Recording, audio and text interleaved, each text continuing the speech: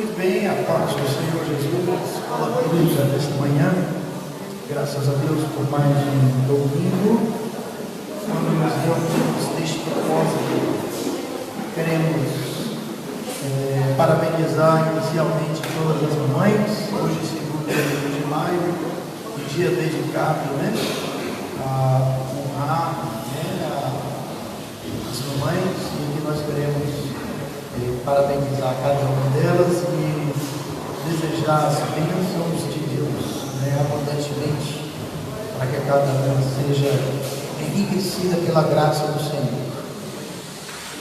Dando continuidade ao nosso tema, estaremos estudando a lição de número 6 e hoje terá como foco de nosso estudo as cortinas do tabernáculo. Estamos vendo por meio das lições do tabernáculo a obra redentora de Cristo, simbolizada em cada detalhe do culto ao Senhor do Antigo Testamento. A Bíblia é a base da nossa fé. Nela nós encontramos o fundamento para aquilo que cremos, de modo que a nossa fé está inspirada, tem inspiração nas Sagradas Escrituras. Daí ser muito importante para o cristão conhecer a Bíblia, conhecer a palavra de Deus, conhecer a Deus por meio da Escritura Sagrada. Deus se revela na Escritura Sagrada, assim como Ele se revela também na criação e na história. Ele se revela também no seu livro, no texto sagrado, o texto que foi inspirado pelo seu Espírito Santo. E esta revelação de Deus, ela alcança o seu ponto máximo, na encarnação do Verbo, na chegada do Verbo que se fez carne, de maneira que a pessoa de Cristo é a expressão máxima da revelação de Deus. A ponto de Hebreus dizer, logo no capítulo 1, versículo 1, que havendo Deus falado aos pais, na antiguidade de muitas maneiras, a nós, nestes últimos dias, Ele nos falou por meio do seu Filho, de modo que a fé cristã ela é alicerçada na doutrina de Cristo e dos apóstolos, pois foram os apóstolos que receberam de Cristo a doutrina para lançar o fundamento da igreja, do Senhor, de maneira que nós estamos nos esforçando para permanecer na doutrina de Cristo e dos apóstolos. Amém? Não podemos com isto desprezar o Antigo Testamento. E aí eu convido os irmãos para uma passagem aqui pelo textual da lição de hoje, que tem como assunto as cortinas do tabernáculo.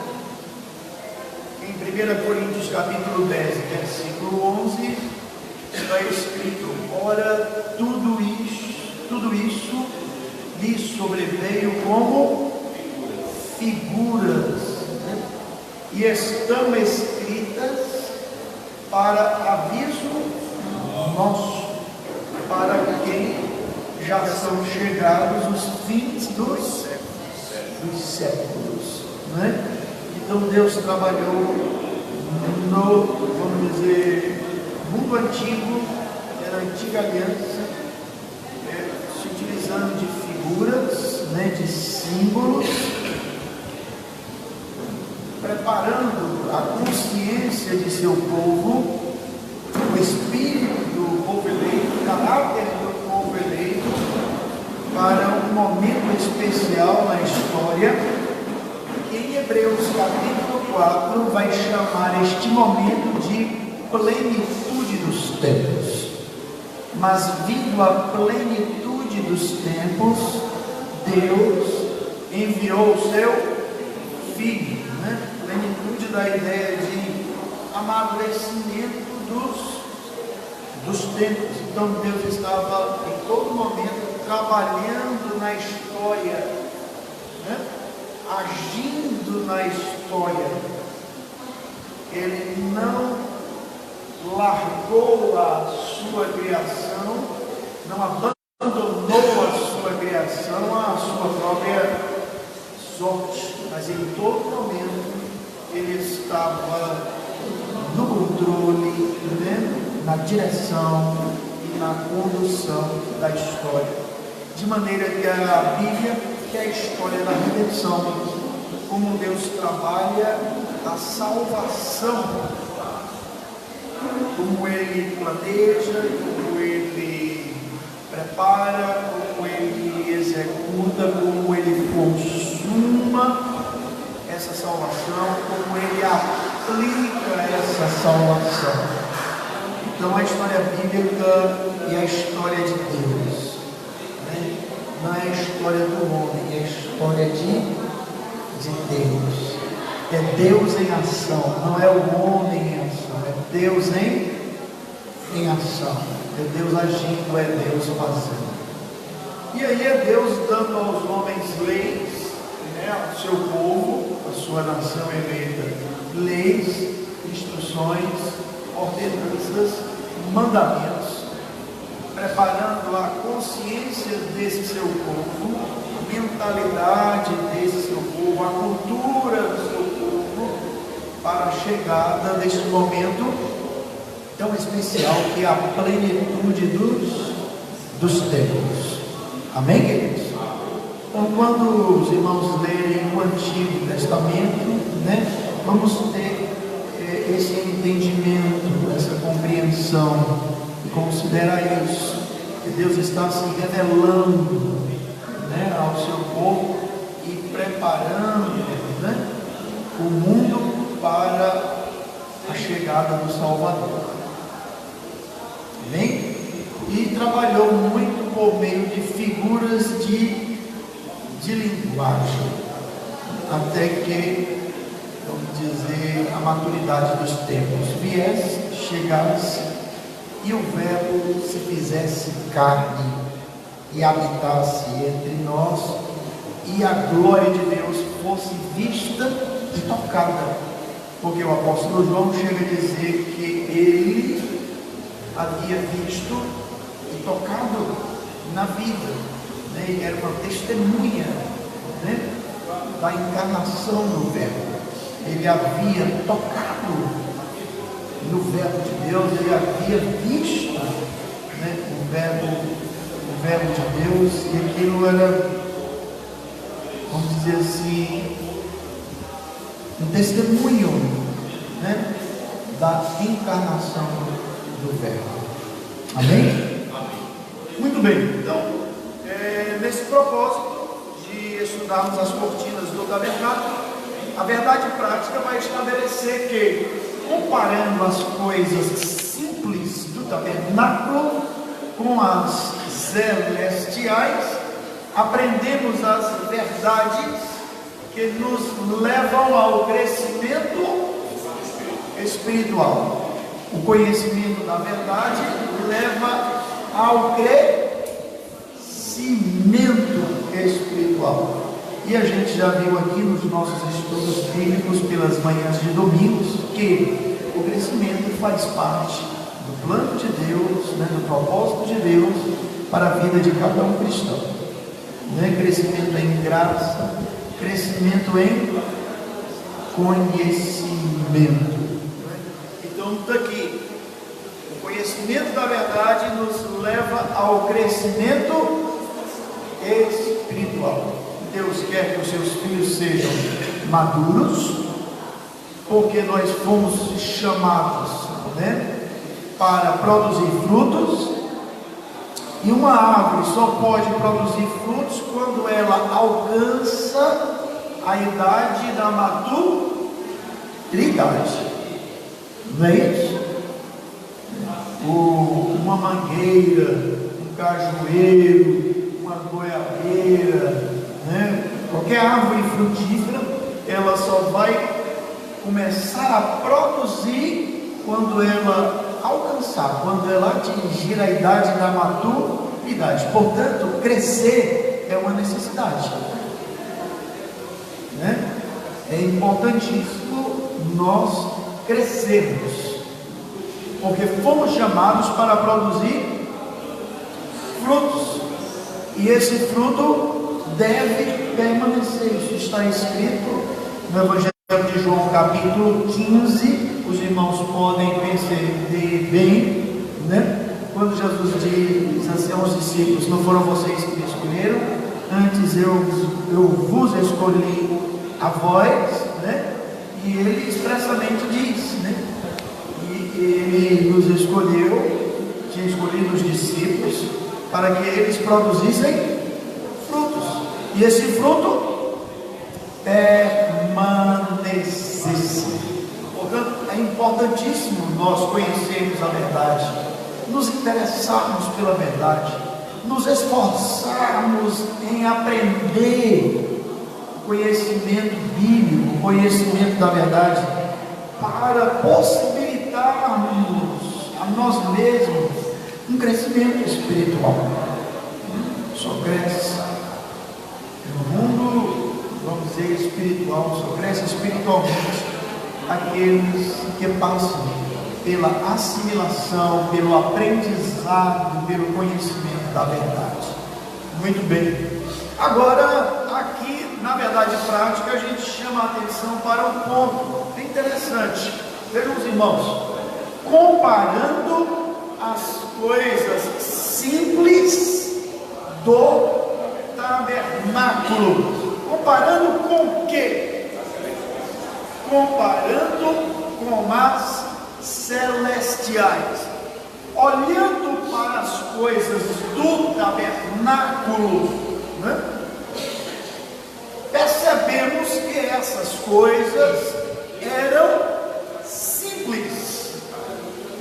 O tabernáculo em si não era uma grande construção, não era uma construção que chamava a atenção pela aparência, não enchia os olhos daqueles que contemplavam o tabernáculo pelo tamanho, pelo luxo, pela riqueza.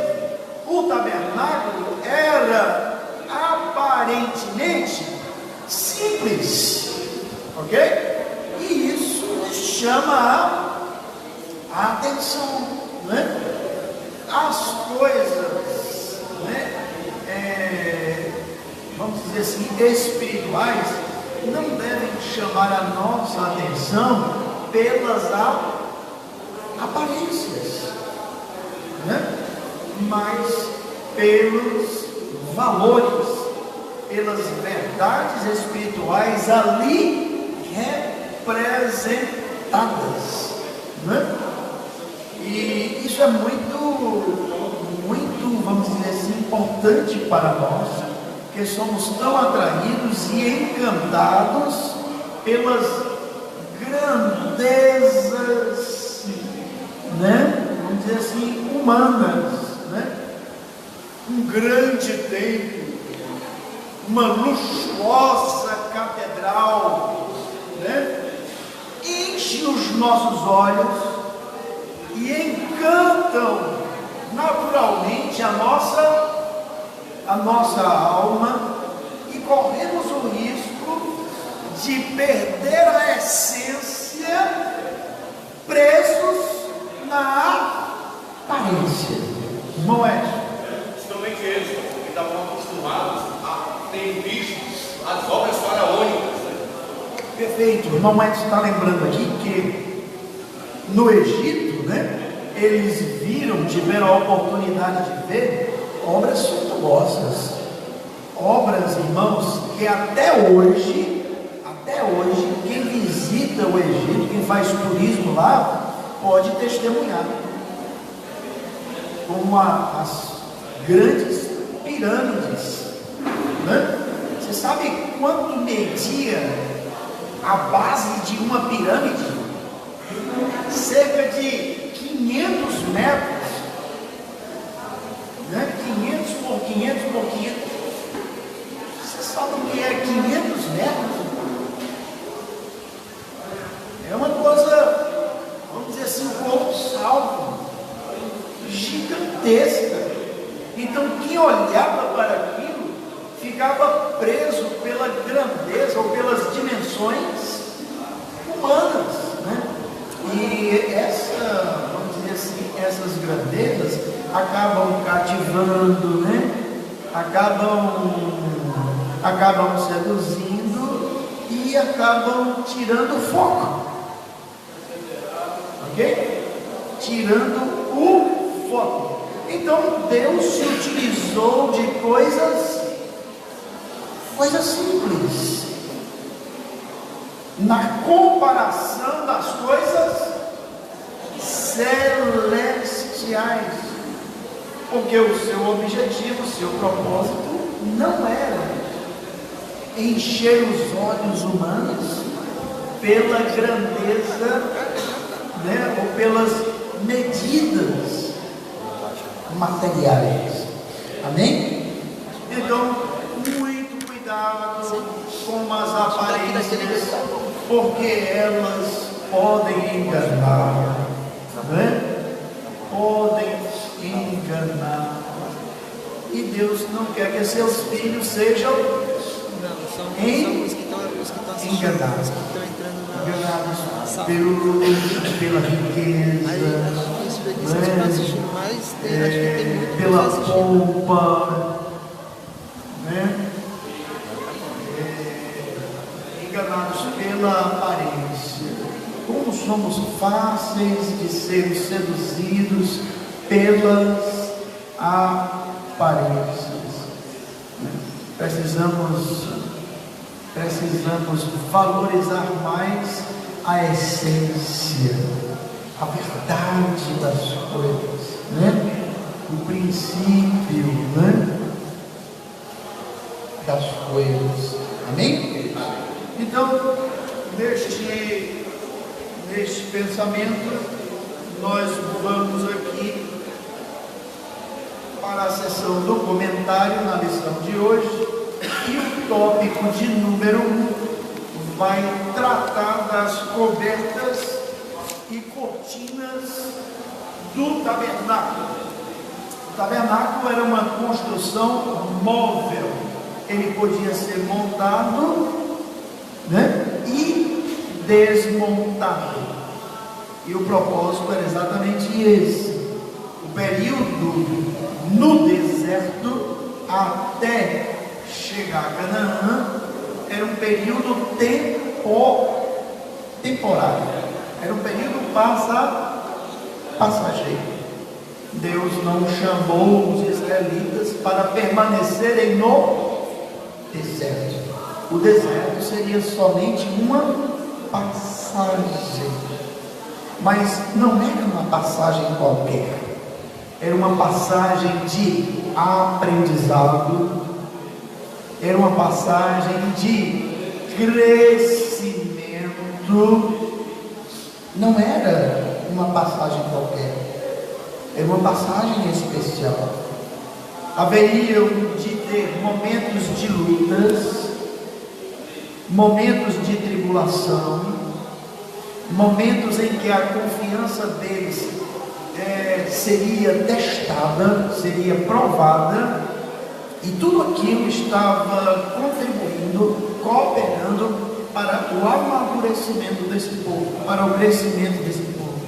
E num certo sentido, como figura de linguagem, a vida cristã aqui na terra é também uma travessia espiritual pelo deserto. Não temos aqui neste mundo morada permanente. Por isso aquele louvor da harpa cristã que canta: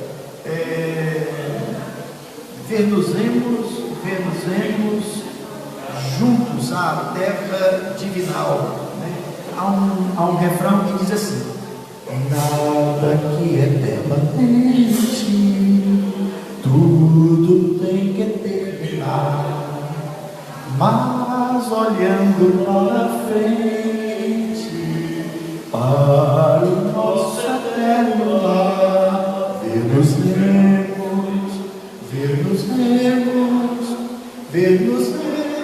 na terra divinal, ver-nos-emos junto ao rio sem igual. Então, nossa caminhada cristã, nossa vida aqui na terra, a Bíblia compara uma jornada, compara uma carreira, a carreira que nos está proposta, né? A uma jornada, uma viagem, e nós precisamos ter isso em mente, né? Daí, né, o tabernáculo ser uma construção móvel, temporária, passageira, porque o deserto não era o lugar definitivo de Deus para o seu povo. Amém, queridos? Então, de modo paralelo, nós também não temos aqui na terra morada permanente. Estamos passando, porém, essa nossa passagem, a passagem de cada um de nós aqui na terra, é uma jornada de crescimento, é uma jornada de aprendizado, é uma caminhada de desenvolvimento, onde há momentos de tribulações, onde há momentos de lutas.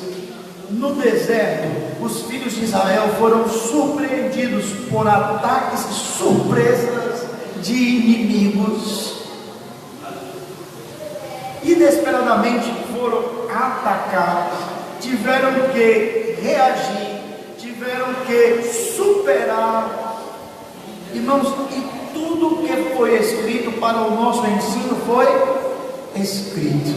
Como podemos aceitar hoje uma teologia que não concorda com esta realidade bíblica, com uma teologia enganosa que diz que o crente aqui na terra é só vitória, é só bênção, que aqui na terra, se você está doente é porque ou você pecou ou porque você não tem fé. Se você é pobre, se você não tem provisão de bens materiais, é porque você não tem fé. Não podemos, diante da revelação bíblica, aceitar uma teologia furada, enganosa como essa, levando crentes, sabe, a confusão espiritual, eu digo até mais, até a loucura. Não se espante se você encontrar cristãos em hospitais, em manicômios, porque foram levados à loucura ao assimilarem, ao receberem uma teologia enganosa dessa. Ok, queridos? Então, estamos plenamente conscientes de que estamos no deserto, assim como os filhos de Israel tiveram, né? E que no deserto Deus ordenou a construção de um tabernáculo, de uma construção de um edifício móvel, temporário, passageiro, que podia ser montado e desmontado. montado, porque eles eram apenas peregrinos.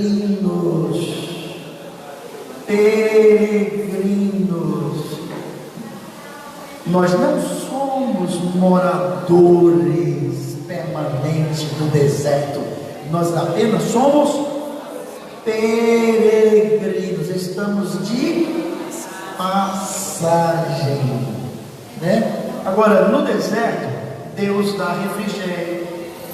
No deserto, Deus manda sombra durante o dia.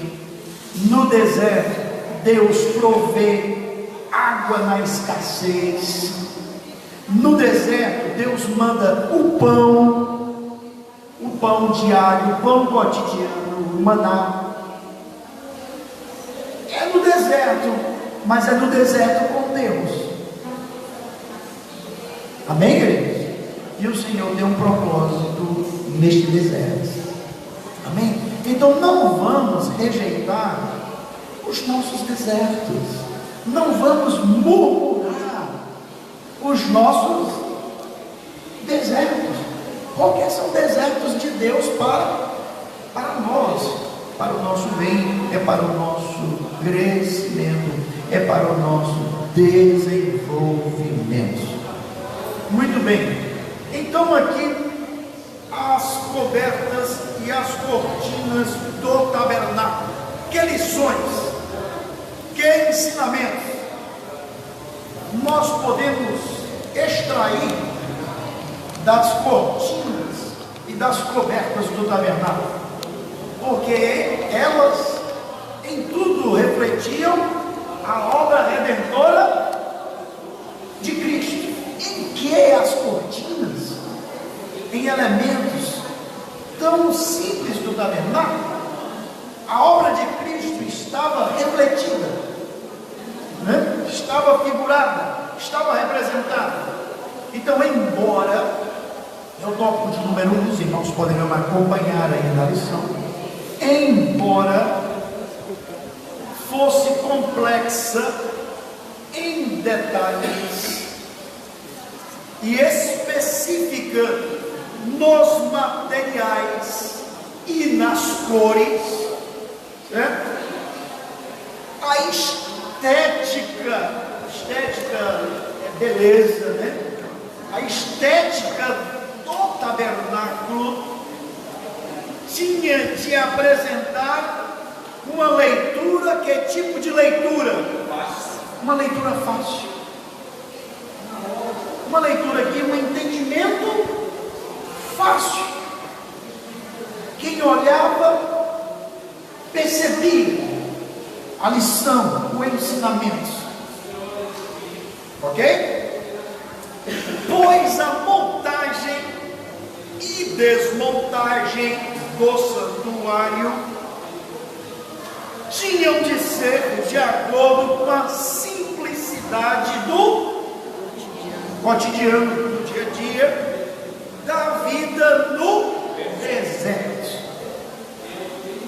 As cobertas e as cortinas dos tabernáculos, elas estavam classificadas. Como era que elas estavam classificadas?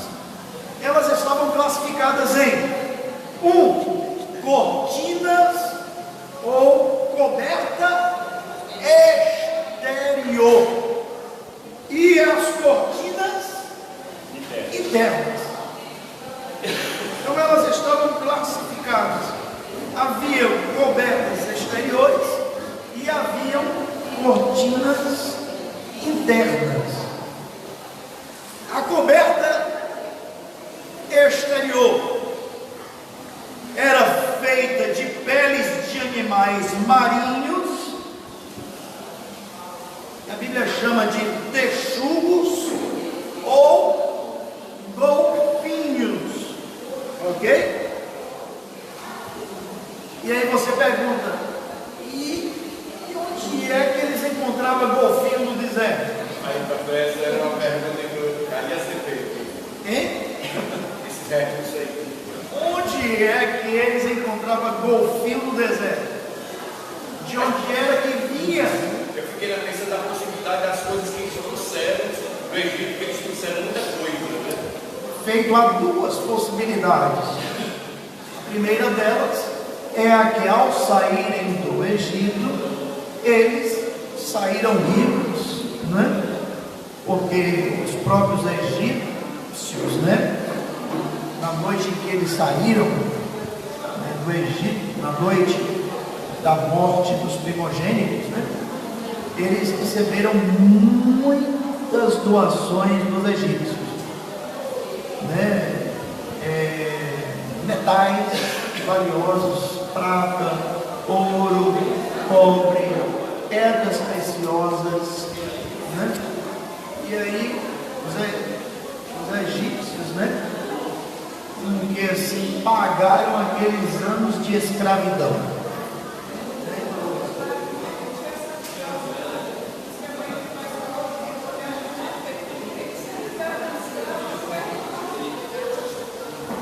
Tanta coisa, exatamente. Então, os egípcios, para se livrarem deles, vão embora, né? Estamos sob maldição por vossa causa. Vão embora, toma, né? Ok? E aí, aquilo ali foi providência de Deus. Muitos daqueles materiais foram utilizados na construção do tabernáculo, muitos mesmo, ok? Vamos nos lembrar que até o bezerro de ouro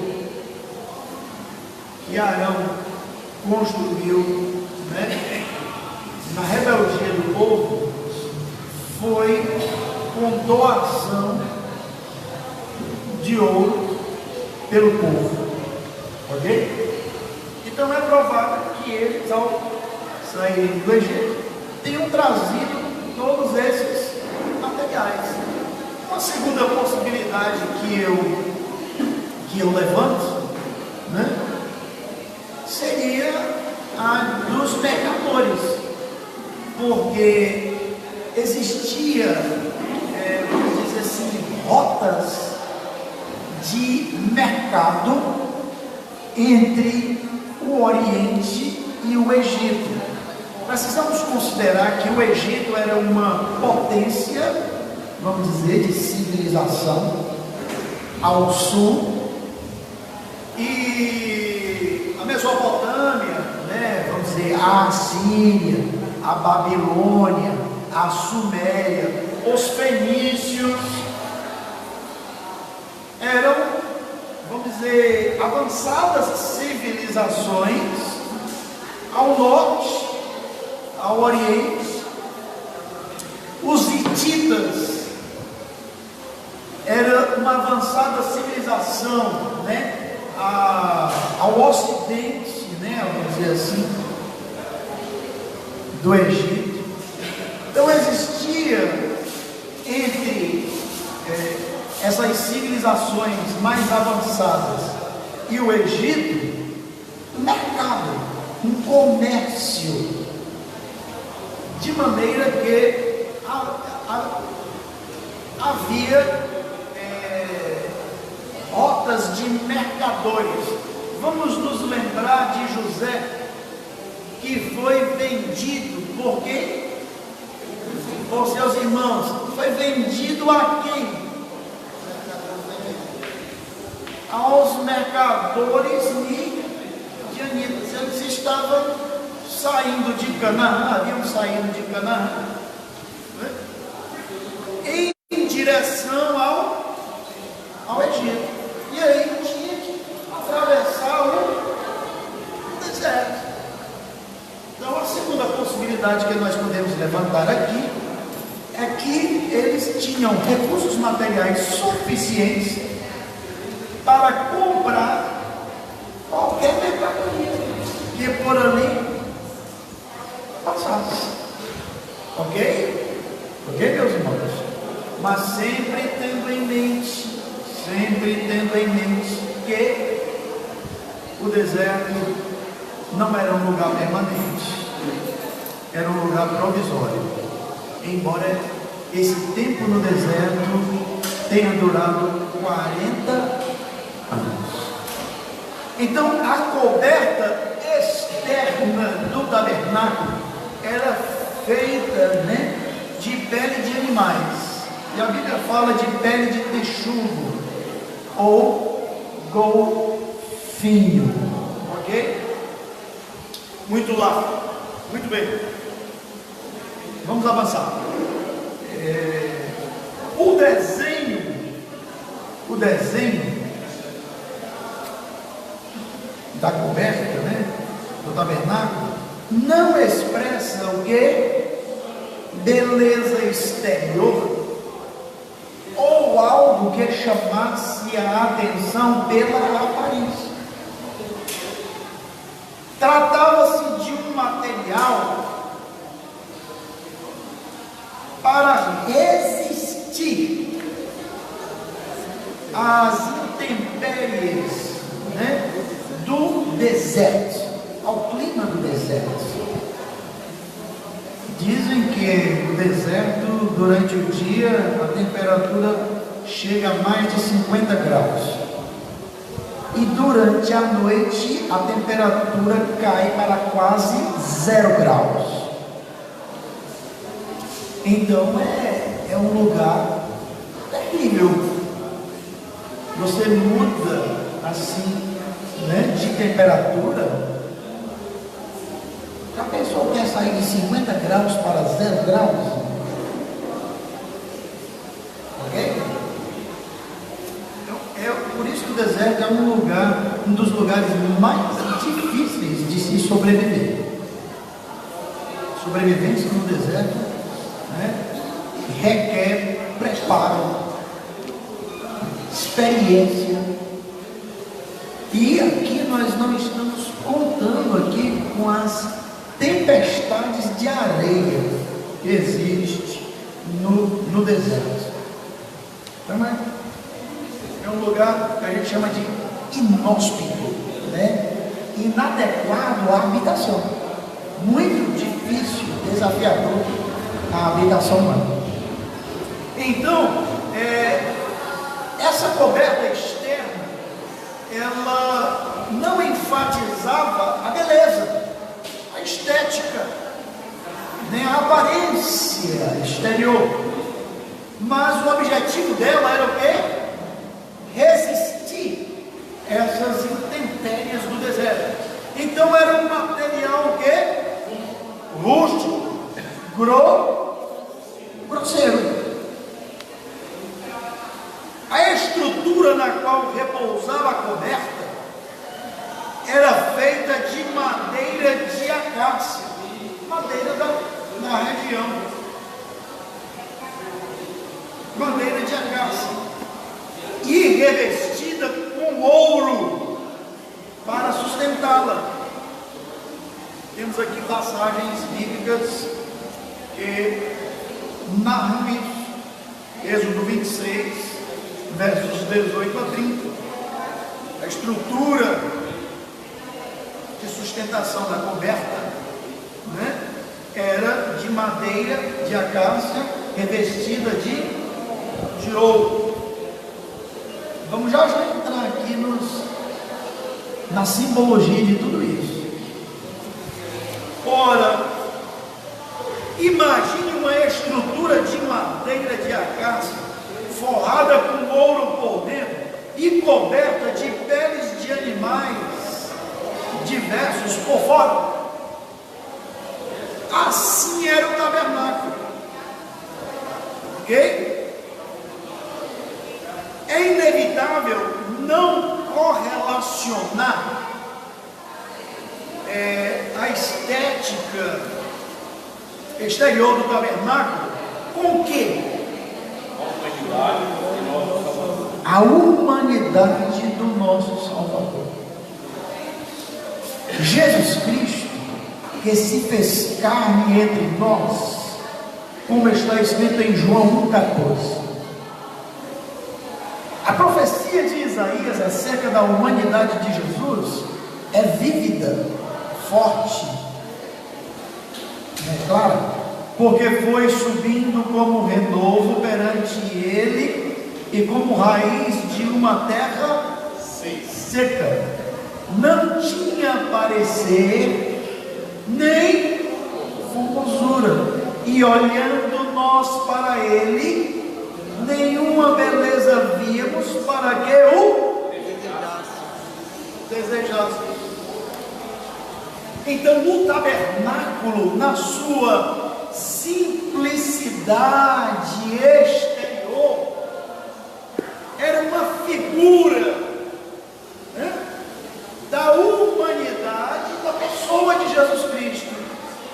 No seu exterior, na sua aparência, ele era simples. Ele era tão simples que ele confundiu os grandes. Aqueles que buscavam a glória terrena tropeçaram em Cristo na sua simplicidade. Os irmãos estão percebendo isso?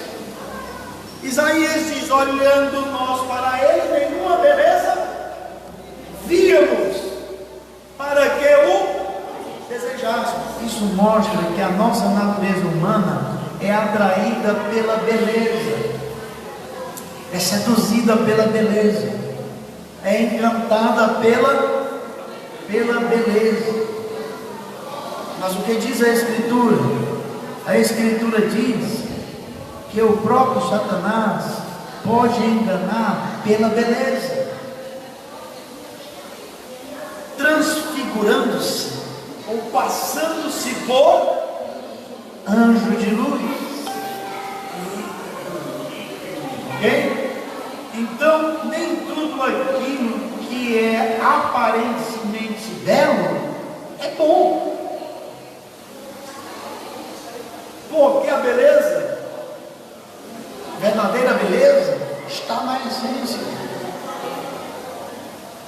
está no caráter, está no âmago, está na qualidade do ser. Então Jesus, em sua humanidade, ele confundiu os grandes, os poderosos, porque olhando nós para ele, nenhuma beleza vimos.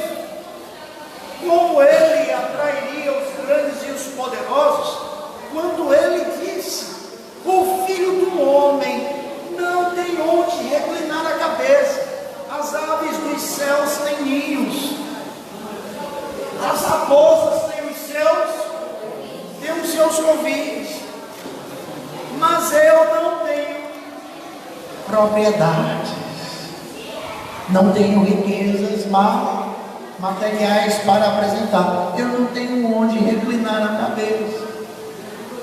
Qual é a sua motivação de me seguir? Por que você quer me seguir? É essa pergunta de Jesus para um homem que dizia: eu vou te seguir. E aí ele adverte, alerta essa pessoa que estava decidido a isso. As raposas têm seus covis, as aves dos céus têm seus ninhos. Eu não tenho onde reclinar a cabeça. Qual é a sua verdadeira intenção ou motivação em me seguir? Você está interessado em algo que eu possa oferecer? Entende?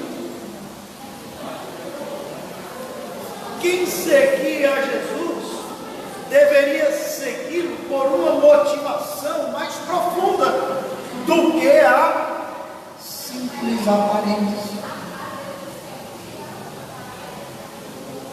Então, quem seguia a Jesus precisava ver algo além dos olhos.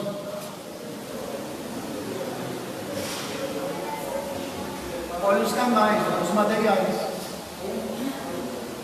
Os olhos enganam. A Bíblia diz: enganoso é o coração do homem. Os olhos enganam. Então, quem seguia Jesus via algo para além dos olhos. Ok? Hoje, ainda é assim. Precisamos seguir a Jesus, o Nazareno, motivados por aquilo que Ele é, e não por aquilo que nós podemos ganhar com Ele, por aquilo que Ele é. A beleza do tabernáculo não estava na sua suntuosidade, na sua aparência exterior. E aí você pergunta, estava em que então? Estava na presença de Deus lá. Era a presença de Deus que enriquecia o tabernáculo.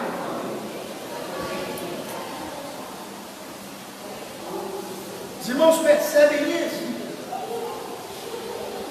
Ele era belo, ele era bonito, pela sua proposta, pelo seu propósito. E a proposta é: Deus habita conosco.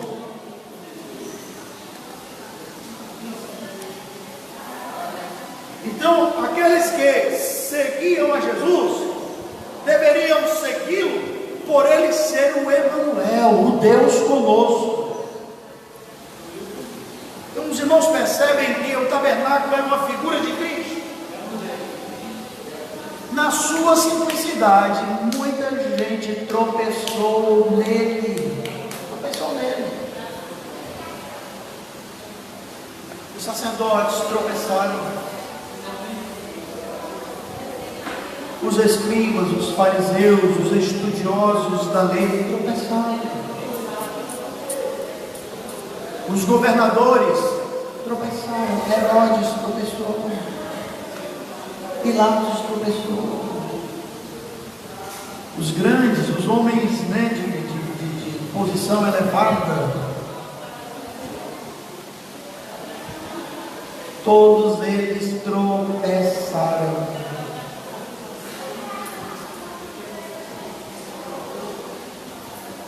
E os simples acertaram. Aqueles que buscaram a Jesus pelo que Ele é. Vamos pegar um caso aqui de uma mulher estrangeira. A mulher cananeia, diz a narrativa dos evangelhos, ela não era israelita, né? Ela não era descendente de Abraão, ela era uma estrangeira. Porém, ela tomou conhecimento acerca de Jesus de Nazaré. E quando ela procurou Jesus de Nazaré, diz o texto bíblico nos evangelhos que ela vinha clamando: Jesus, filho de Davi, tem misericórdia de mim. O que é que nós podemos deduzir da mulher cananeia em seu clamor por Jesus? Filho de Davi era um dos títulos do Messias. Aquela mulher estrangeira creu que Jesus era o rei prometido por Deus ao seu povo, ao povo de Israel. Ela se aproxima de Jesus clamando: filho de Davi. Ela tinha uma necessidade, sim. E quem dentre nós não tem necessidade ou necessidades? Se todos nós somos pobres e necessitados, a criatura humana é uma criatura pobre. Nós existimos, a nossa existência é em pobreza. A nossa existência é em pobreza. Ainda que o indivíduo seja bilionário, trilionário, acumule todas as riquezas do mundo, ele continuará sendo uma criatura pobre em sua existência. A nossa existência, a existência humana é em pobreza. Então, no final de tudo, todos nós estamos na mesma condição de pobreza. Pobreza de quê? Somos pobres de vida. Quem tem vida por si mesmo? Quem vive por si mesmo? Quem pode dizer, eu tenho vida? Não tenho nada. Você recebe vida. Você não tem por você mesmo. Somos pobres de vida. Quer ver outra pobreza? Comum a todos nós. Somos pobres de justiça. Quem é justo debaixo desse sol?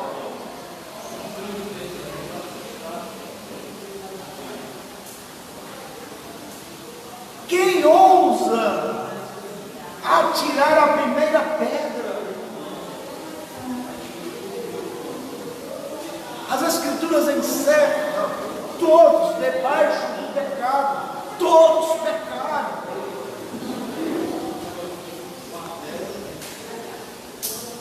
Somos pobres de justiça. Que justiça própria nós temos para apresentar a Deus? Que bondade própria nós temos para apresentar a Deus? Somos pobres de justiça, somos pobres de bondade, somos pobres de amor. Então, a nossa existência é em pobreza. Somos pobres de paz. O ser humano é uma criatura em conflito. A Bíblia diz que o ímpio é como o mar revolto. Ele não tem descanso. Ele não encontra um lugar de quietude. Ele não tem descanso. A alma humana é uma alma inquieta. A nossa existência é em inquietude. Não há paz na criatura humana. O ser humano é um ser em conflito com ele mesmo, conflito com o seu semelhante, conflito com a criação, com o mundo à sua volta.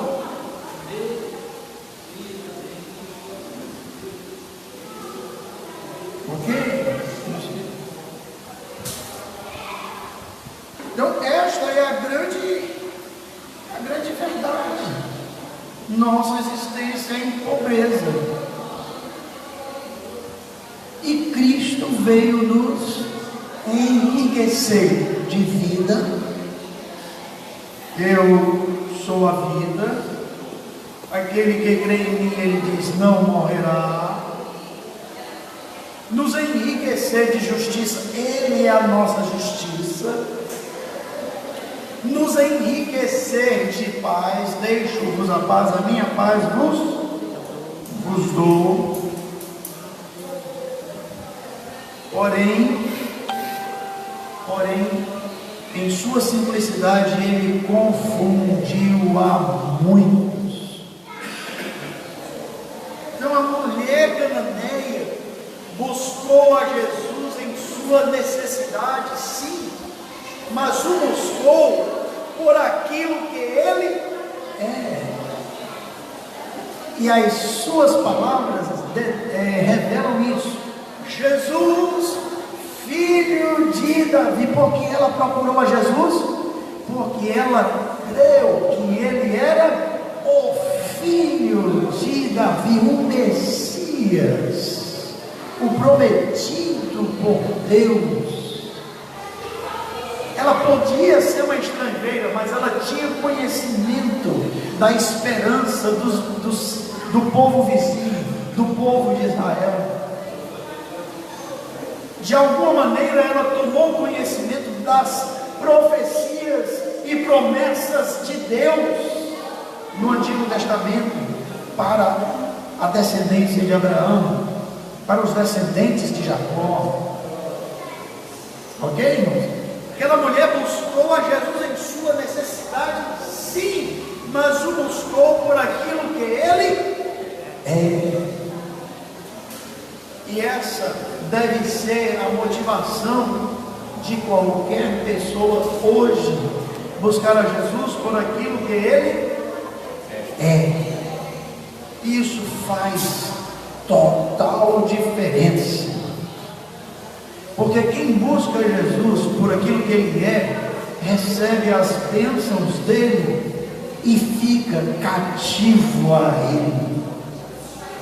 Quando ele mandou que os seus discípulos, se quisessem, fossem embora, Pedro disse: tu tens as palavras de vida eterna, para onde iremos nós?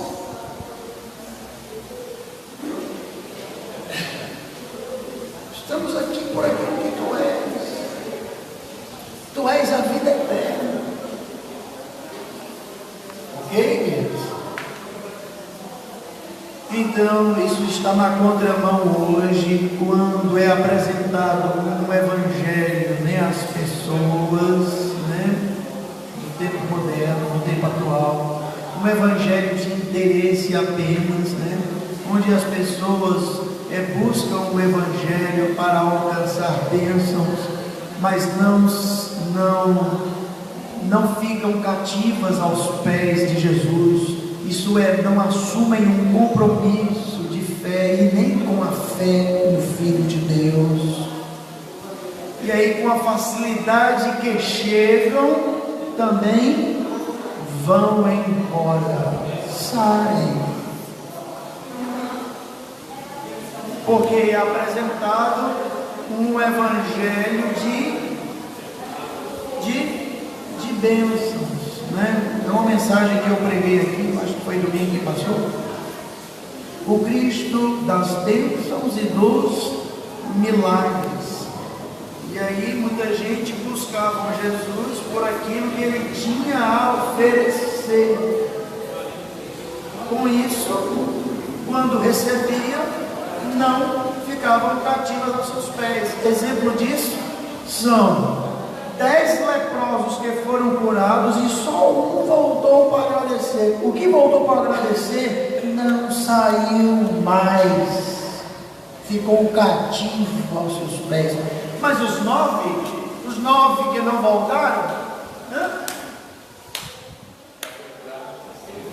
buscaram o Cristo, o Jesus de Nazaré, dos milagres e das bênçãos. Compromisso com ele? Nada. Quem ganhou no final da história? Uma pergunta: quem ganhou? Os 9 ou o leproso que voltou? Hein? O que voltou? Porque os 9 morreram. Cadê eles? Cadê eles? Morreram. E o que voltou? Todos nós temos certeza que um dia nós vamos ver esse homem que voltou lá no reino de Deus. Você foi aquele leproso que voltou para agradecer. Eu li a seu respeito. E os 9 ficaram só na história, como alguém que foi abençoado por Deus, mas não ficou cativo e atraído por aquilo que Jesus de Nazaré era. Amém, queridos? Isso para nós é ensinamento. Isso para nós é ensinamento hoje. É diferente hoje, dos nossos dias, é a mesma coisa. Então, Jesus continua confundindo muita gente que prioriza as riquezas desse mundo, a glória desse mundo, em prejuízo, em detrimento daquilo que é essencial, daquilo que é necessário, daquilo que é indispensável, daquilo que não pode faltar, em detrimento de uma vida de humildade, de fé e de serviço ao Nazareno, ao Filho de Deus. Amém? Então, olha só que grande lição Deus nos dá na simplicidade do tabernáculo. Deus não nos quer atrair e encantar por aquilo que é aparente, não. Deus quer que sejamos atraídos, encantados, seduzidos por aquilo que Ele é. Ok, irmão? Por aquilo que Ele é. Nada assim.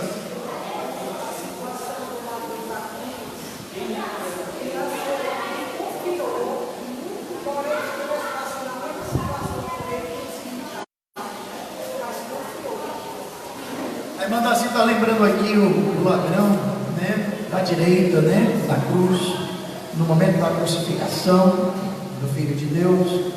Ele teve a felicidade de morrer ao lado direito de Jesus. Felicidade de morrer, porque se ele não morre naquele momento ali, naquela hora, ele estava frito, né? Mas ele estava morrendo no lugar certo e na hora certa. Já pensou se a hora e o lugar da morte dele fosse outro? Ele estava morrendo do lado, bem pertinho, tendo a oportunidade de arrepender-se, né? Você sabia que o que aconteceu ali no pé da cruz convenceu até o centurião romano de que Jesus era o Filho de Deus? Você sabia?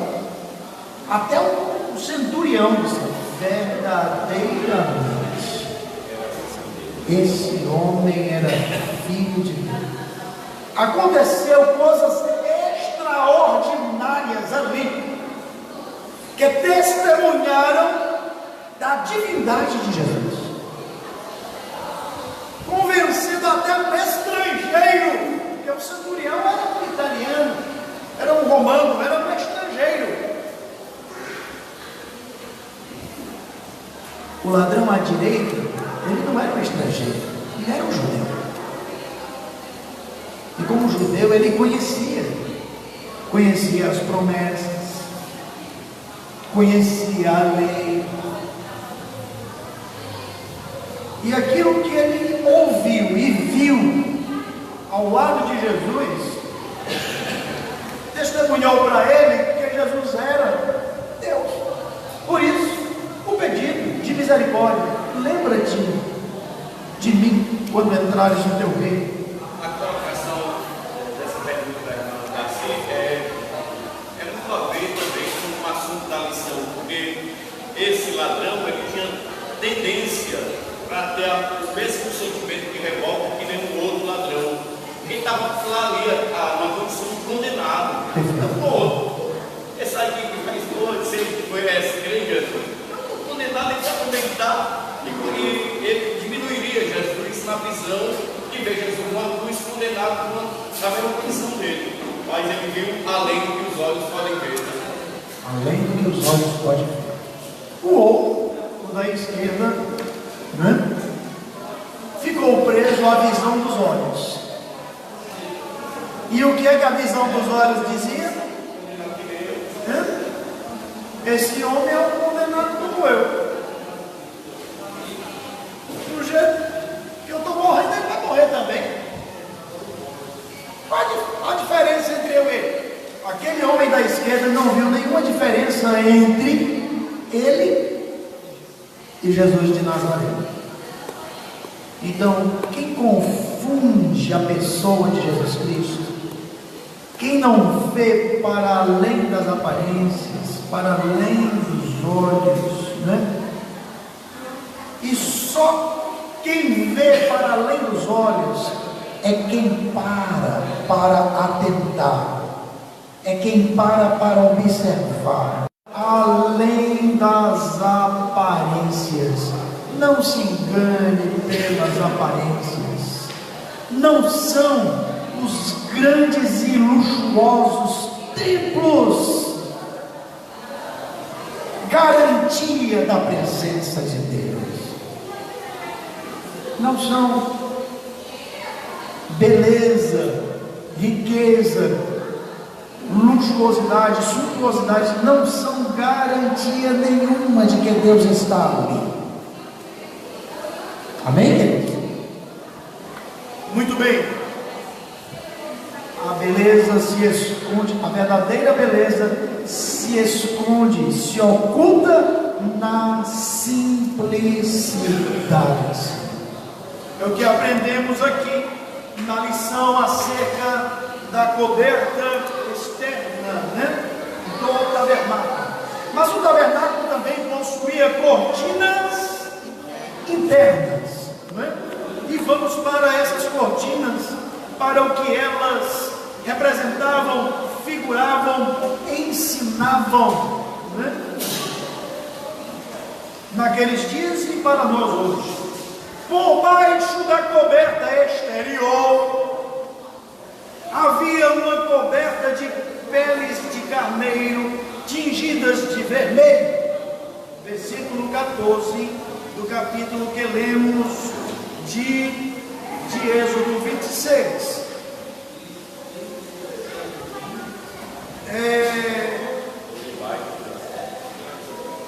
Por debaixo das peles de carneiro havia outras cortinas feitas de peles de cabras brancas, sem ser tingidas.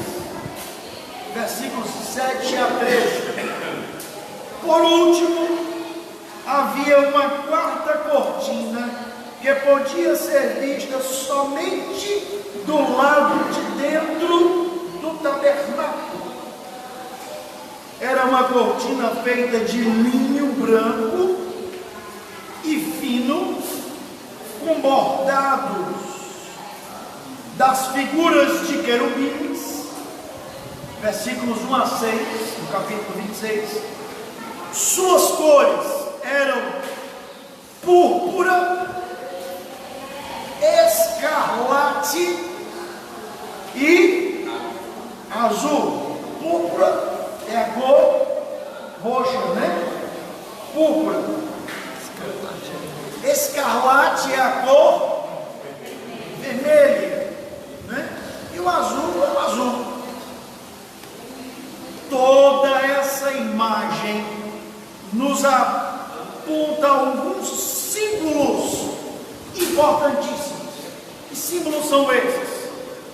Nós encontramos aqui a coberta tingida de vermelho aponta para quem? Para Cristo e seu sacrifício na cruz. Vermelho apontando para o sacrifício de Cristo, né? O vermelho é símbolo do sangue de Cristo para a remissão do pecado. Símbolo 2. As cortinas feitas de peles de cabras brancas, sem serem tingidas, revelam a ideia de quê? De pureza e justiça do nosso Salvador. Pureza e justiça. Nós já estudamos lição passada sobre, né, o ritual de purificação, né? Símbolo de pureza que havia nos rituais do Antigo Testamento. Terceiro símbolo, a última cortina revela a natureza dos seres angelicais que servem junto ao trono de Deus. Assim, o tabernáculo tipificava a morada de Deus e as características redentoras e salvíficas expressas na obra expiatória de Jesus Cristo. Portanto, a obra da redenção estava tipificada, representada no tabernáculo. Ok, queridos? Não é interessante isso? Não é interessante e importante para a nossa fé conhecer como Deus se utiliza da pedagogia para nos ensinar, né? Para nos comunicar verdades espirituais? Como Jesus se utilizou de uma linguagem simples do cotidiano nas parábolas para nos ensinar verdades eternas, verdades espirituais, que os olhos humanos não veem. Ok? Então, aquilo que é espiritual, invisível aos olhos, sendo ensinado por meio de coisas simples do cotidiano, do dia a dia. Muito bem, com isso nós concluímos que Deus estava trabalhando na salvação, ou para a salvação, no projeto de salvação. Deus estava trabalhando na história, a redenção da humanidade. O tópico de número 2 vai falar do cortinado do pátio do tabernáculo, porque o tabernáculo era cercado, né? Havia uma cerca, e nesta cerca havia um tecido que era utilizado para separar o tabernáculo do arraial, do acampamento.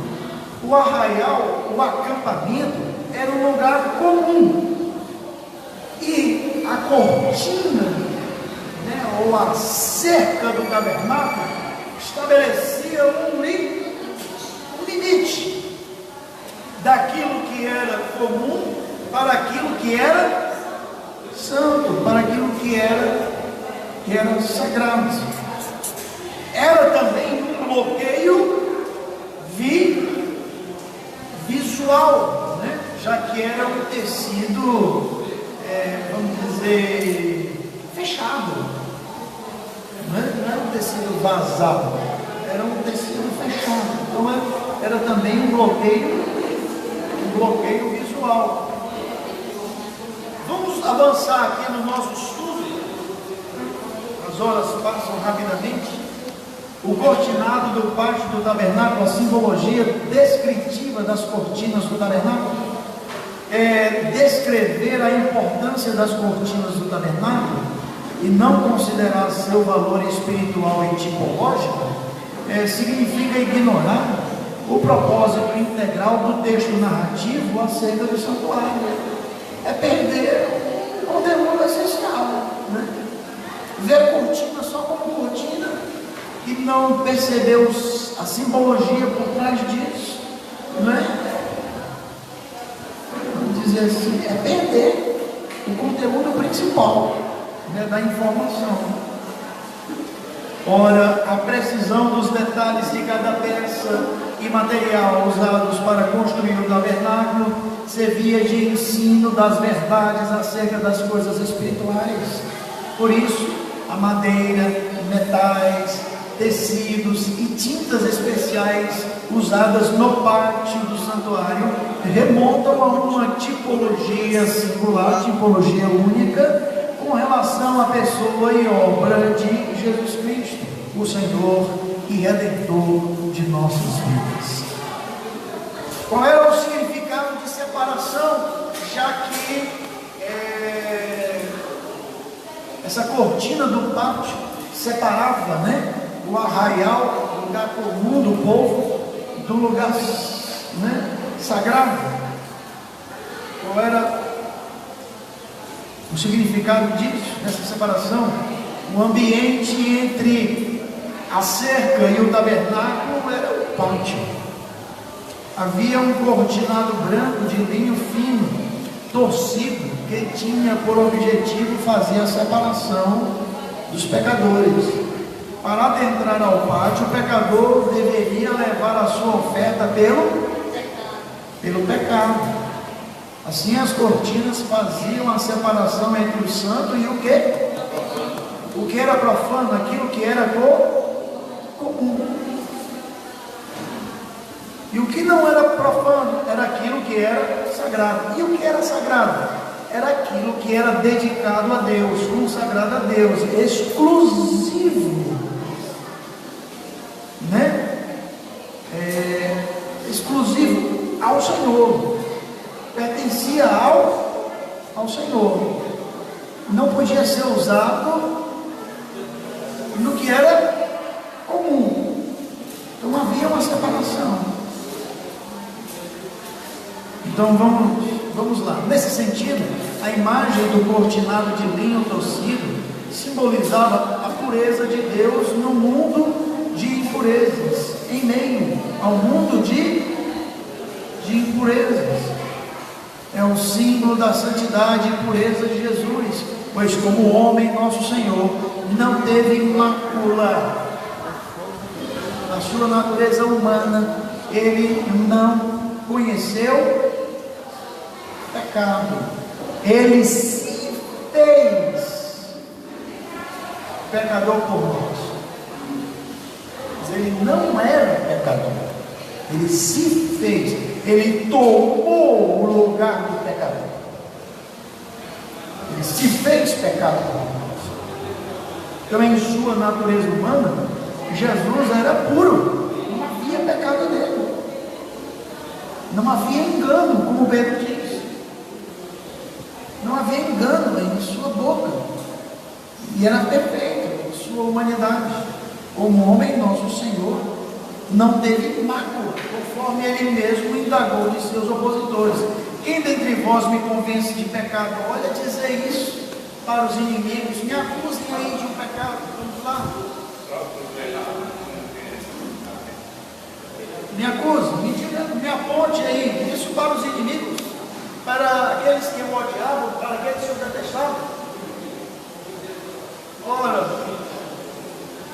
o inimigo de uma pessoa tem na ponta da língua o defeito do outro.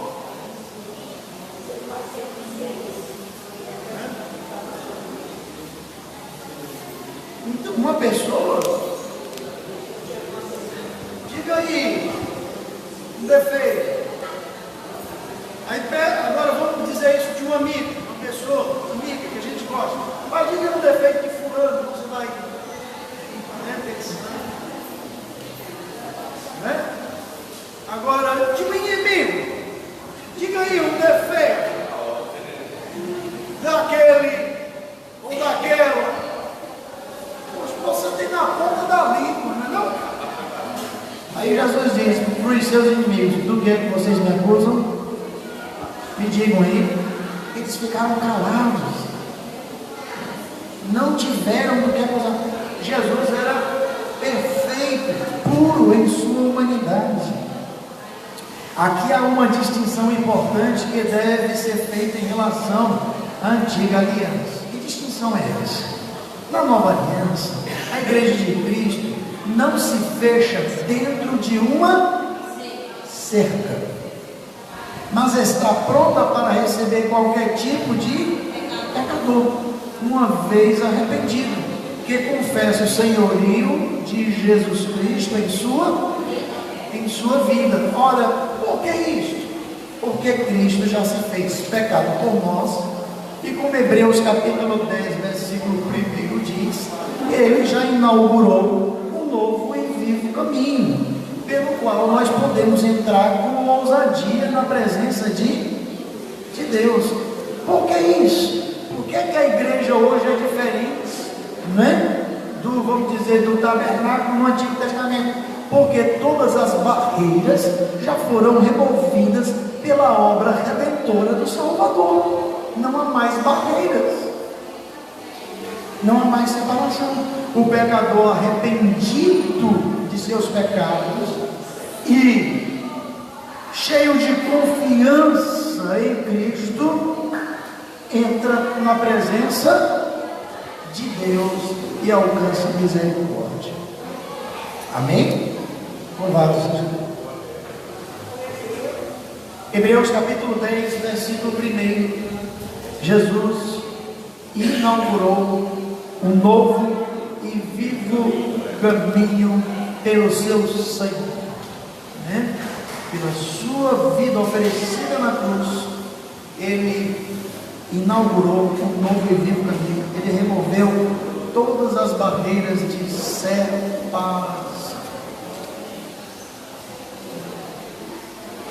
Então, o significado de santidade, estamos já terminando aqui. Santidade é a separação absoluta, plena, total do pecado e dedicação exclusiva a Deus. Por isso as cortinas da cerca do pátio do tabernáculo, bem como tudo dentro dele, revelam o que, irmãos? Santidade, separação. Na Bíblia, santidade é sinônimo de quê? Separação. Quando a Bíblia diz que Deus é santo, o que é que ela quer dizer com isso? Que Deus é totalmente distinto, totalmente separado, tanto da sua criação, né? Ele não pode ser confundido com a sua criação. Deus não é a árvore, Deus não é a estrela, Deus não é o astro, Deus não é a constelação, Deus não é a galáxia, Deus não é o universo, Deus não é a água, não é o rio, Deus não é a tempestade, Deus não é o trovão, Deus não é a nuvem, Deus não é o quadrúpede, um bezerro, né? Então Deus não é a sua criação, Ele é totalmente distinto da sua criação. Deus é santo e Ele é totalmente separado do mal. Ok, queridos? Então, santidade na Bíblia é sinônimo de separação. Quando a Bíblia diz que nós somos santos, é porque nós somos perfeitos? Não. Quando a Bíblia chama os cristãos de santos, é no sentido de vidas que foram separadas por Deus, por meio de Cristo. Elas foram tiradas de um sistema ímpio, de um conjunto de moralidade, ética e crenças e valores ímpios, destituídos de Deus, e essas vidas foram inseridas, enxertadas, plantadas na pessoa de Cristo, e nesta posição elas são chamadas de santas, santificadas em Cristo, separadas de crenças, de superstições, de moralidade, de ética contrária ou contrárias, né, ao caráter de Deus, ao ser de Deus, já que o homem pecador, o homem destituído da glória de Deus, ele estabelece por ele mesmo comportamentos, moralidade e ética que não reflete o caráter de Deus. Então existe aí muita cultura podre, destituída da glória de Deus, de maneira que uma cultura não pode ser, vamos dizer assim, recebida e valorizada por ser só cultura em si, porque existem muitas culturas distantes, sabe? Quilômetros e quilômetros do ideal, do caráter santo, puro e perfeito de Deus.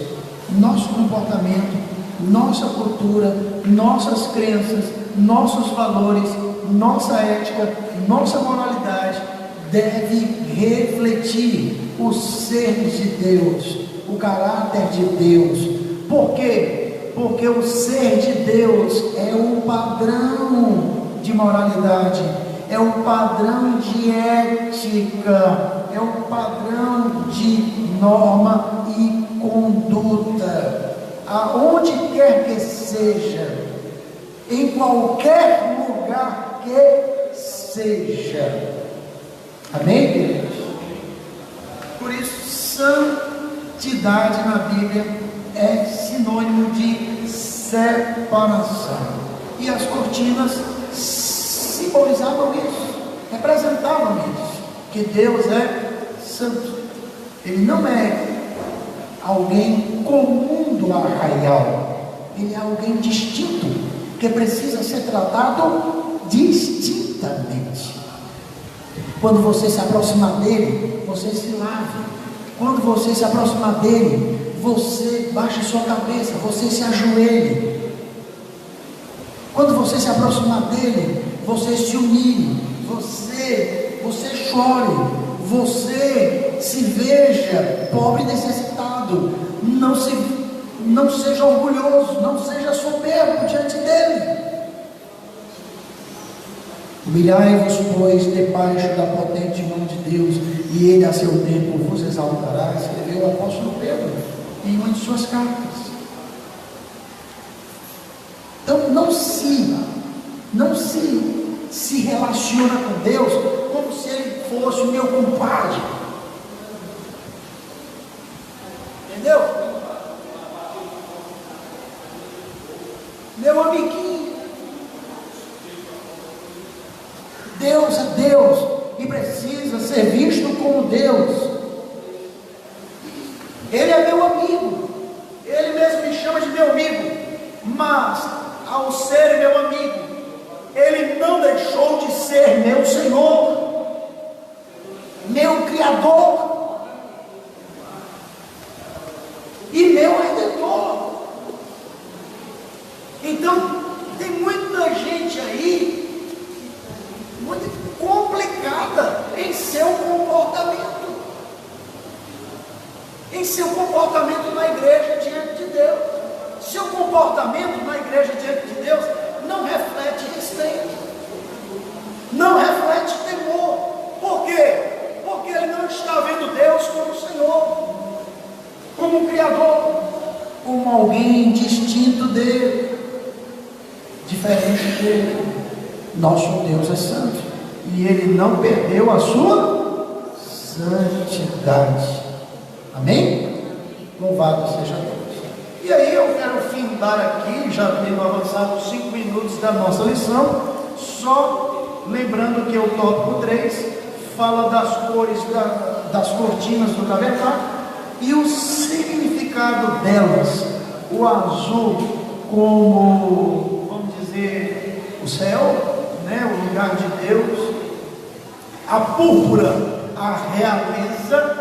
Deus reina, o Senhor governa, Deus é soberano, sua vontade é suprema, E o escarlate, o carmesim, lembra-nos a redenção, a obra redentora do Filho de Deus. E a cor branca, a pureza, a justiça que nós obtemos em Cristo. Meus irmãos, assim concluímos a lição de hoje, que tratou das cortinas do tabernáculo, agradecendo a Deus por não nos ter abandonado em nossos próprios pecados, a nossa própria sorte, mas por ter trabalhado desde sempre para a nossa redenção. E nós, se hoje somos salvos, é para a glória de Deus. Foi por sua iniciativa, pois foi por sua graça, foi por sua vontade. E diante de tudo isso, o que vamos dizer? Glória ao nome do Senhor. Amém? Deus abençoe a todos nós. Lembrando que à noite nós teremos a Santa Ceia, né? Lembramos aqui o quilo do amor, né? Também temos vamos dizer, um momento, o pastor Davi avisou ali que vai ter um momento de comemoração, né? Do Dia das Mães. Hoje, Dia das Mães, termina como a gente começou, parabenizando, já que depois que começamos, algumas mães chegaram. Parabenizamos todas as mamães nesse dia, de segundo domingo de maio, que sejam enriquecidas com as bênçãos de Deus.